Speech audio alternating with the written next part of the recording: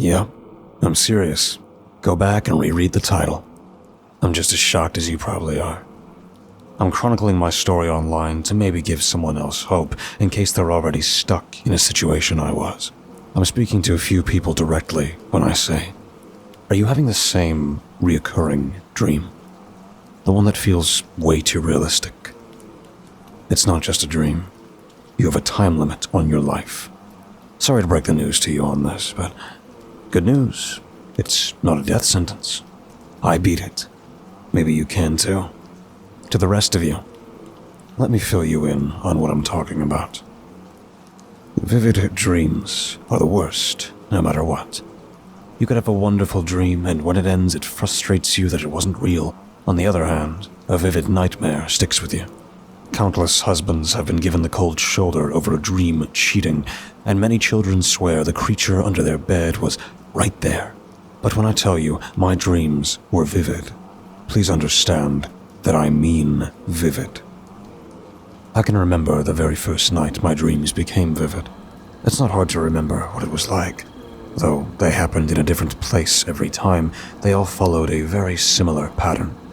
It always started on the street. I was standing on a street, staring at a home, only I knew it wasn't me. For one, I was way too tall in my dreams. Normally, I'm an average height guy, but in those dreams, I could tell that I was easily 7 feet tall, based on doorways and such. After moments of staring, I would then proceed up to the house. Most of the time, I just walked up to the house. If there was a gate, I'd just hop over it or scale over a fence if I needed to. I never took the front door. Silently, I would creep to just the right window. I always knew which one. They were always unlocked. The room inside was always dark, and there was always one person inside, sleeping soundly. I'd creep towards the bed, and the other indicator that this was not my body made itself apparent. My clawed, pitch-black arm would slither up, out of my control, and towards the person.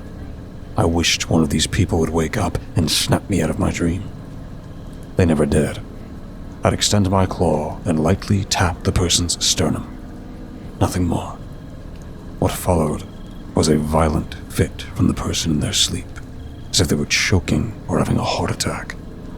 In the dream, I would stare motionless until their ragged, jerky movement ceased. Silence. The dream would fade. I'd awake in a cold sweat. I used to be shook for most of the day back when it first started. I would have this dream every night. The person I confided to first about these dreams was my closest friend, Ted. For as long as I've known Ted, he's been eccentric, I guess. He works at a local tourist trap as a crocodile handler in order to, as he puts it, get on the good side of the reptilians to show he's one of the humans worth saving. A typical Florida man. I have a hard time breaking down if he's serious most of the time, but surprisingly, he's a good listener. I was hanging out at his house, watching TV, as I explained to him what my dreams were like, and he nodded slowly, absorbing the picture. So, in your dreams, you're a tall murder creature that stops people's hearts, or something, he clarified. I guess. I don't know, man. The worst part about these dreams is how real they feel, like I'm actually there. You smoke? He asked, with his eyebrow raised at me. No, man, my job would can me if I did, so it couldn't be that. No, man, I mean, like, maybe you should, mellow out. He smiled at his own sage advice. You're an idiot, he shrugged. You came to me? That's an error in your judgment. That's fair, I guess, I sighed. Just don't sleep, bro. Problem solved. No dreams if you're not asleep. He tapped his skull. Tried. Caffeine, energy shots, splashing water on my face, whatever. Once it reaches midnight, I crash, no matter how tired I am. Like clockwork. Like, at the same time, no matter what. I nodded. Huh. That sucks. You're doomed then, I guess. Sorry about it. He gave me a cheeky grin.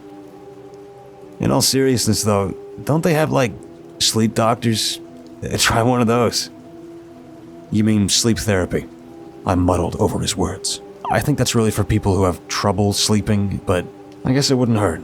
I looked crazy when I set up an appointment for sleep therapy. They ran some sleep tests, and they actually said I get a great night's sleep.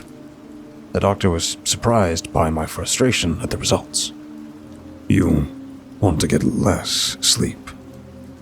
I remember the confusion in his voice. Yeah, that work's very demanding. I need to be able to sleep less so I have more time to work. It was a terrible lie, but the truth was stupider. That's not really healthy. You need to prioritize a healthy sleep schedule. Okay, right. I got that. There are times when I need less sleep, though. So, hypothetically, what could I do on the days that I really need to crunch for work in order to healthily stay up as long as I can? The doctor pinched his brow with his hand and sighed. Keep your mind occupied. Do something that requires you to actively think. No podcasts or TV or anything like that. It should be something that requires focus. With his advice, I remember mulling over it for some time. Video games could be a viable option, but that could become costly. To buy new games constantly or invest in a better computer. I didn't want to invest in a new physical hobby either, like painting or putting money into something I might not even like. Writing? Forget it. Just writing this out is a slog enough. I don't have the imagination or practice to write a book. That's when I stumbled upon something online. GeoGuessing. For the uninformed, GeoGuessing is when someone uses an online map to randomly place themselves somewhere on the globe, where they will then guess where they are. The closer they are to being right, the more points they earn. The goal is to be able to locate pretty quickly and accurately exactly where you are on the map.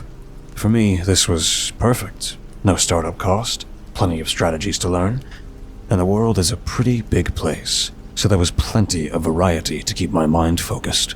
So, I jumped in. I spent my free time studying how to get better at guessing, and I would spend the late hours of the night honing my skills. The bad news was that I'd still become abnormally tired at 12 o'clock and pass out. The good news, however, was that I was keeping my mind preoccupied with GeoGuessing beforehand, so while the inevitable still came, I wasn't just staring at the clock, waiting for it to happen. It was a little comfort, I guess. I don't remember how long after I started GeoGuessing that my breakthrough came. I woke up from another horribly vivid nightmare, and in the stupor of the morning, tried to start my day. Somewhere in between having breakfast and brushing my teeth, the thought hit me. I think I know where that house is. I concentrated, trying to scrape together bits of the vivid dream. I recalled a sticker on a pole outside. The architecture was unique enough, and the short dashed road lines were clear. I laughed out loud to myself, shaking my head. Romania. Did I dream of Romania? It seemed so silly to GeoGuess my dream, considering dreams are usually made-up, wobbly places in your skull. I tried to dismiss the thoughts and move about my day, but a tingling feeling in the back of my brain told me I was onto something. By the time my shift at work was over, I instantly hopped on my map app and started searching the streets of Romania. It took about 20 minutes, and when I saw it, I felt my throat dry and my hands clammed up. I found it. The house I dreamed about. There was no mistaking it. I'd never seen that house before that day, and yet, the night before, I dreamed there was a large creature entering that home and killing whoever slept there. It was surreal. It felt impossible. The questions only got worse the more I thought about it. How did I see this? Why was I dreaming this? Was every night a real place? Was every night a real person? Am I watching a real person die every night? I tried to think of logical explanations. I'm dreaming of real places because of all the GeoGuessing I've done. I probably just forgot I'd seen that house in the countless places I had guessed. That night, I dreamed again. Another house, further into Romania. Again, I was able to find the home. Night after night I would dream, and night after night it was a real place. By the end of the week, I had created a line, each dot separated by miles starting in Romania and ending in Hungary. At this point, there was something I had to do, to put a final nail in the coffin, so to speak. I know barely anything about Romania and Hungary, but through a process akin to pulling teeth, I was able to scrounge up some news about someone dying in their sleep. I recognized the picture of the man. He was in one of my dreams. I watched his last sputtering breaths under a long, clawed hand. What do you do when you realize that every night you go to sleep, you're getting a front row show to someone's murder at the hands of a literal monster? For me, it was dissociation. A lot of ceiling staring. I wasn't exactly in the popular crowd at work, but even the few who would normally talk to me seemed to avoid me that week.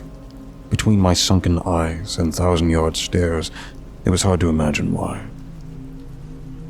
Now I had answers to some of my previous questions, but these answers only led to more questions, which had enough of a pull to knock me out of my stupor.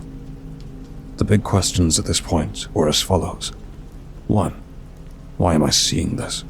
Why me? 2. What is this thing? I feel like a moron searching up things like I dream of monsters killing people, but real.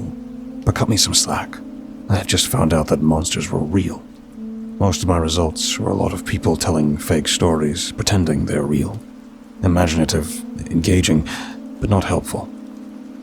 Days went by, and I was getting nowhere with my research. I continued to geoguess and map this thing's trip. And by that time, it was in the middle of Austria. Finally, my search for answers led me to a pretty off-the-path website, buried a few pages deep in my search engine. It was a forum for people talking about their experiences with sleep paralysis. The part that caught my eye the most was the section about sleep paralysis demons.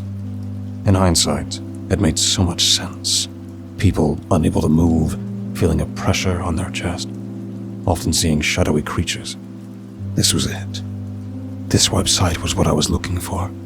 I quickly made an account and read through as many posts as I could, learning about the types of sleep paralysis demons and seeing if anyone shared a similar experience to mine. I was surprised to find just how many different types of sleep paralysis demons there were.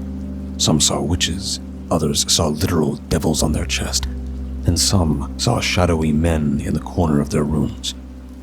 Whatever they looked like, this forum had surmised that these demons feed off the fear and energy of their host without killing them. This left me confused. Then, why is the demon that I see killing people? Digging a little deeper, I noticed that some people were asking questions about a demon that closely followed what I was seeing. They'd have dreams about other people being killed by some shadowy creature, and they would always see the dream from the perspective of the demon. Every single one of these users eventually stopped posting, which led me to the truth I'd been trying to deny. I was on this thing's list. The geoguessing data I've been keeping all but confirmed it. It moved from Austria to Italy, France, Spain, and now Maine. It had all of the East Coast to get through before it came to my neck of the woods in Florida. But at this point, I knew time was ticking for me. I needed to find a way to stop this thing from coming, maybe pass it along to someone else, anything to get me off the hook. I was desperate for answers, so I sent a private message to the head moderator for the Sleep Paralysis Demon Forum, a user by the name of the Creepy Caster. Hey, Creepy Caster, listen, I don't mean to bother you, but I think I have a special demon on my hands, and I wanted to see if maybe you've had any additional knowledge to help me out. So, my demon, I get dreams from this thing's perspective, and multiple times a week, a dream of this thing killing people. I don't know anything about sleep paralysis demons, and I just wanted to see if you maybe had any suggestions or knew anything to help me out. About an hour or so later, I got a response. Hey, Sleepiness in Florida. Yeah, I got a suggestion for you.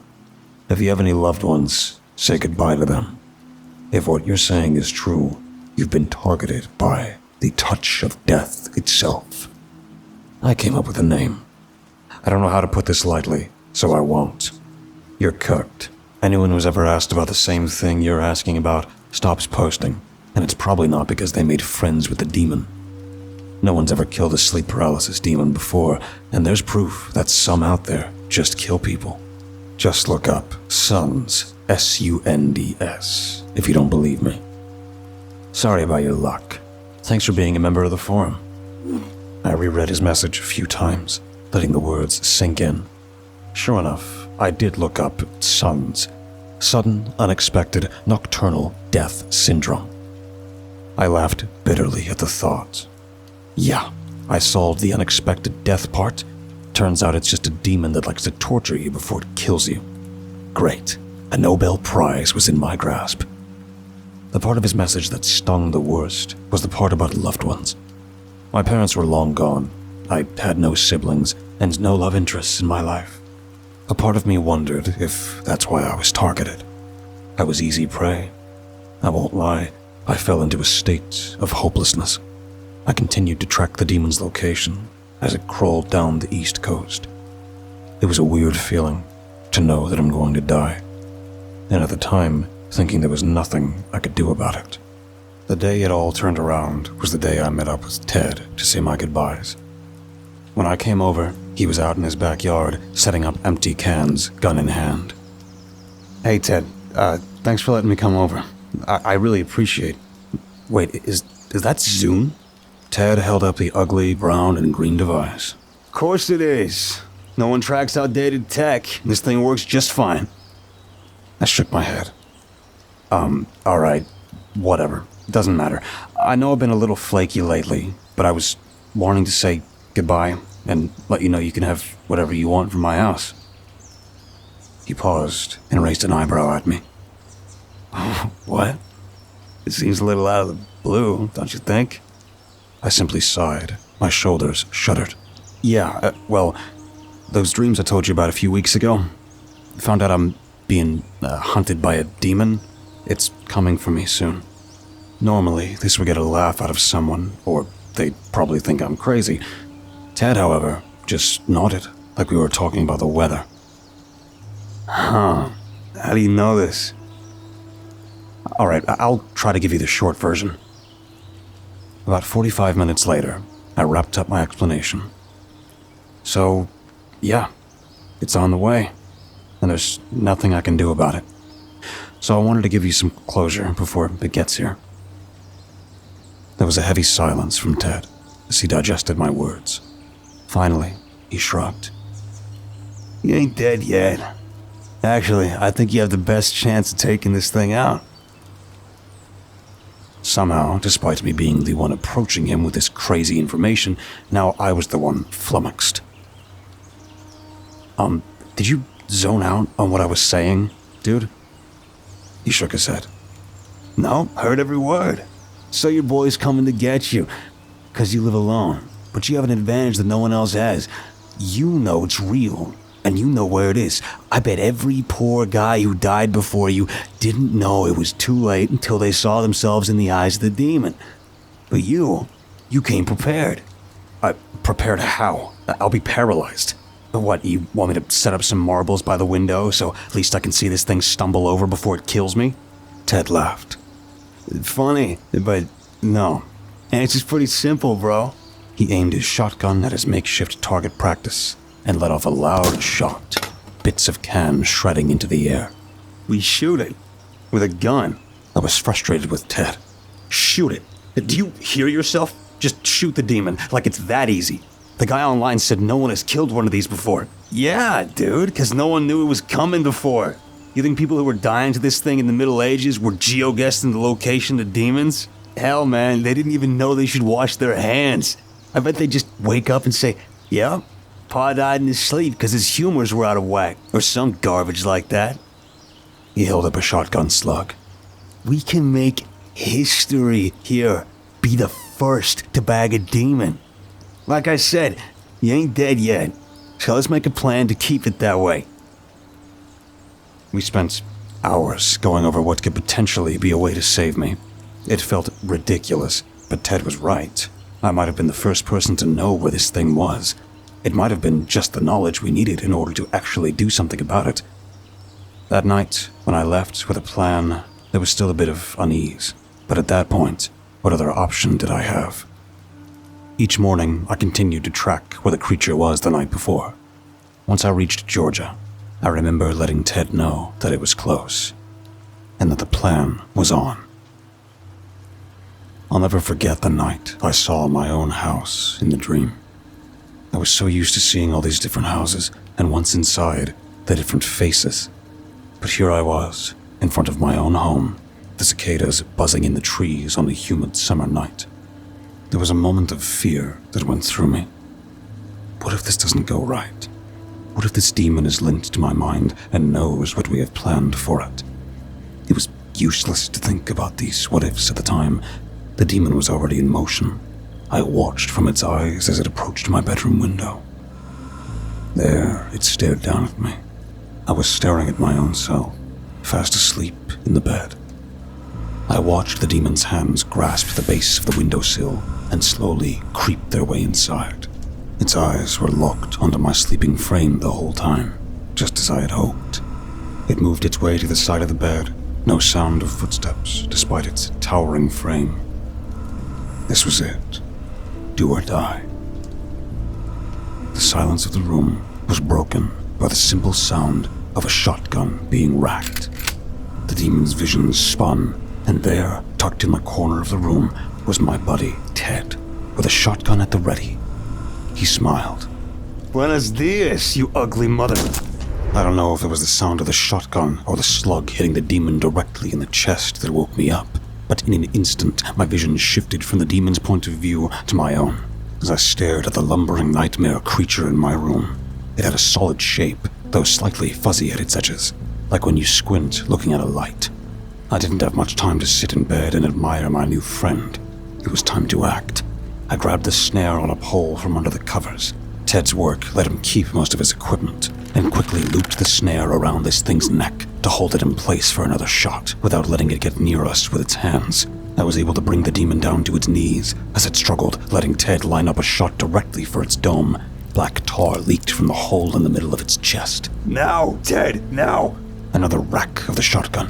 Another ear-piercing noise as the slug found its mark, tunneling into the faceless head of the large figure. Immediately, its body went slack as more black ooze bubbled from the hole in its head. The large demon collapsed onto the floor with no apparent movement. Ted fired another 3 shots to make sure it wasn't just playing dead. Both of us stared at the demon, but it didn't move. The fuzzy-edged body laid in a pool of black tar, as still as the night itself. I broke the silence as I heard the bird song outside, signifying the approach of morning. "We just gave an audience one hell of a dream," I sputtered. Ted smiled back. "We probably just saved a whole bunch of people, didn't we?" I nodded. "Probably. Now, help me move this thing out back. Don't touch its hands, either. Don't know if they're still lethal."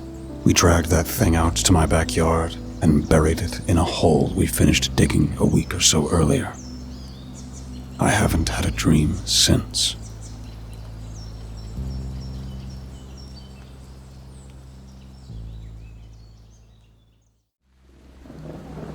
Thank you for listening and delving with me into the dark together.